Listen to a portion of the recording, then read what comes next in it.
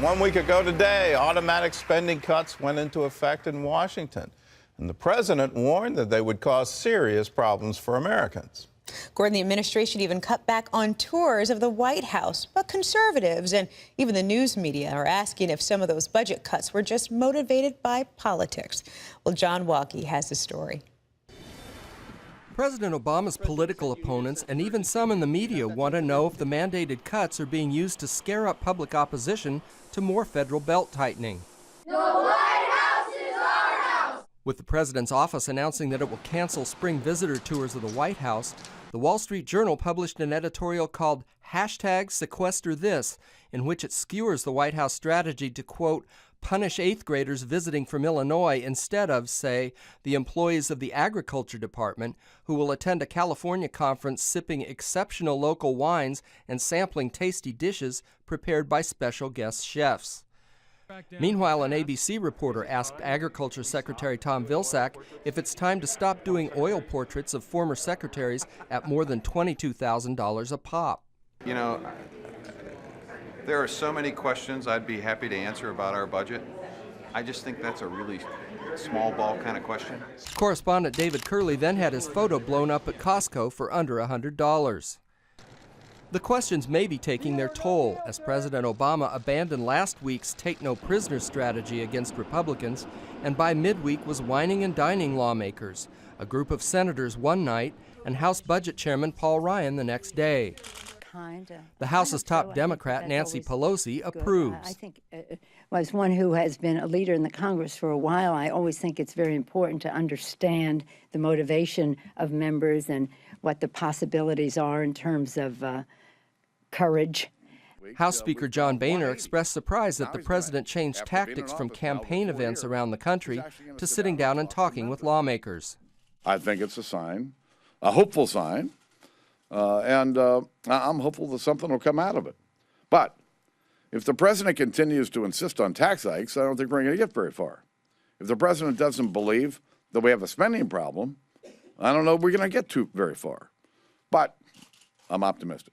Despite the current camaraderie, yet another extension of the debt limit lies ahead this month, leaving both sides bracing for another battle. John Walke, CBN News. At least they're talking with one another. That's an improvement. But if they can ever get together on a deal on a budget that actually cuts spending, that'll be a true miracle. Well, the White House has another political problem on its hands. Lee Webb has that story from the CBN Newsroom. Lee? Yeah, and even Democrats are talking about this one, too. Gordon, the Obama administration is postponing an award for an Egyptian women's rights activist because of anti-American and anti-Semitic comments posted on her Twitter account. Samira Ibrahim was going to be one of the 10 recipients of the International Women of Courage Award. But the Weekly Standard Online found that Ibrahim supported the attack on the U.S. consulate in Libya September 11th. She applauded a bus attack that killed 5 Israelis, and she attributed all crimes against society to Jews. Ibrahim denies writing those messages. She claims her Twitter account was hacked. But Illinois Democratic Senator Mark Kirk calls that claim dubious, and Ibrahim refuses to apologize for her anti-Zionist statements. Osama bin Laden's son-in-law faces a federal judge in New York on charges of conspiring to kill Americans. Government officials applaud the arrest, but some Republican lawmakers are raising questions now about the way the administration is handling this high-profile prisoner. Charlene Israel has that story. The arrest of Suleiman Abu Ghaith is a major victory for the U.S. Osama bin Laden's son-in-law and the former spokesperson for al-Qaeda, he's considered a key target. But a group of Republican lawmakers aren't celebrating just yet. They call the New York City trial by a federal judge bad precedent. We're now setting a new precedent that will come back to bite us. You're putting people like this into federal court, giving them the same constitutional rights as an American citizen. Graham, along with Senator Kelly Ayotte, say Abu Ghaith should be interrogated and face a military tribunal at Guantanamo Bay. They accused the Obama administration of going around Congress and sneaking the terror suspect into New York City. Abu Ghaith was captured in Turkey and transferred to Jordan, where the U.S. took custody of him last week. According to U.S. officials, the CIA has been tracking him for years as he moved from Afghanistan to Iran and then to Turkey. This is a man who was in the inner circle of bin Laden's al-Qaeda operations, and now we have him alive, and he's talking. U.S. officials say Abu Ghaith has already revealed key intelligence about the current status, personnel, and finances of al-Qaeda.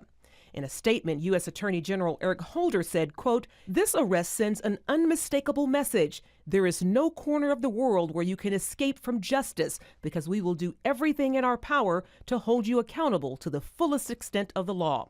Prosecutors say that during his time as al-Qaeda spokesman, Abu Ghaith applauded the attacks of 9/11 and warned there would be more. Officials say more recently, he was part of an al-Qaeda senior management council. Charlene Israel, CBN News. Former President Bill Clinton says the U.S. Supreme Court should overturn the Defense of Marriage Act. Clinton signed that law in 1996 when he was president. It says that marriage is between one man and one woman.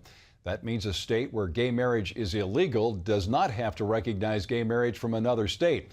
It also means gay married couples don't receive federal benefits. But Clinton now believes the law discriminates against same-sex couples, and he calls it unconstitutional. Pro-choice activists will challenge a new law in Arkansas that limits abortions. The law bans abortions after 12 weeks of pregnancy if an ultrasound shows that the unborn baby has a heartbeat. The activists say the new law violates Roe v. Wade, the Supreme Court decision that legalized abortion nationwide. Arkansas legislators, though, who voted for the law expected a legal challenge. France will start pulling its troops out of the African nation of Mali next month. They have been fighting, of course, Islamic militants there. But that Islamic threat remains very real, and Operation Blessing is there to feed and assist those caught up in this conflict. Gary Lane has more from Bamako, Mali. CBN News joined Operation Blessing in the capital city of Bamako as it fed a group of refugees. Most fled the Islamist takeover of the northern city of Gao. While they found temporary housing, they still depend on the generosity of others to help feed their children. Alimatu Diarra was pregnant when her family made the 600-mile journey from Gao to Bamako. Her baby was born with an abdominal hernia. Tiny Abdul Malik underwent surgery, but his condition has not improved. Operation Blessing asked this doctor to examine little Abdu. He says the first surgery wasn't done well. This baby has an infection, and his intestine could come out again. Abdu's mom is now awaiting results from an ultrasound test, paid for by Operation Blessing. He may need another surgery. She told us, "I am grateful to God and you for the high quality of beans and rice that you've provided. Also for your concern for my baby." Not only are refugees and victims of the war being fed and cared for, but CBN is doing what it can to help change the lives of young women. 19-year-old Fatima will soon graduate from the sewing school. She attends classes here because she wants a better future. She hopes to start her own sewing shop, and she wants to be a blessing to others. CBN helped Pastor Yurno Trory begin the sewing school in 2004. 14 young women started classes back then. Today, more than 120 students are enrolled here. They attend classes for 3 years. Pastor Trory says without job skills, many of these young women would turn to prostitution to support their families. Divorced women also receive training here.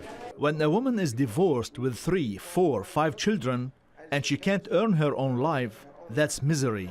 Some of these students are non-Christians. Trory often reads Bible verses to the women and teaches them about Christianity. We have received some who have become Christians, and they follow the Lord. They want to go to church. So, in a time of war, CBN is helping Malians meet some of their immediate needs, receive job training for the long term, and spiritual truth for eternity. Gary Lane, CBN News, Bamako, Mali. Real picture of the gospel, isn't it, Gordon, to see God taking what was once broken and putting it back together again? That's right. And if you want to help out with Operation Blessing, we invite you to do this. All you have to do is call us 1-800-759-0700. Just say, I want to give to Operation Blessing Disaster Relief, and whether those disasters are here in the United States or around the world, and whether it's from natural disasters or the disaster of war, We want to be there and we want to help people. So if you want to do that, you can give to Operation Blessing, Disaster Relief Fund. The address is on the screen, CBN Center, Virginia Beach, Virginia, 23463. Or you can just call us and say, I want to designate my gift to Operation Blessing Disaster Relief. Students at a Massachusetts charter school will perform a biblical play of Genesis with gay characters. It is a 1998 comedy called The Most Fabulous Story Ever Told. Many say it's offensive to Christians. Some describe it as blasphemous and hateful. In a letter to parents, though, administrators at the Pioneer Valley Performing Arts School said the play is consistent with the school's philosophy and appropriate for a high school audience. But they admit receiving email petitions and phone calls protesting the play. 20 student volunteers from the Atlanta-based Masters Commission joined CBN's Operation Blessing for a major outreach in California. They spent a week providing food to hurting families and the homeless. The students also help with community children's programs and other events designed to bless people in need. Teams worked with 5 Operation Blessing partner groups and served more than 1,000 families in a week. You can find out more about Operation Blessing by going to its website at ob.org.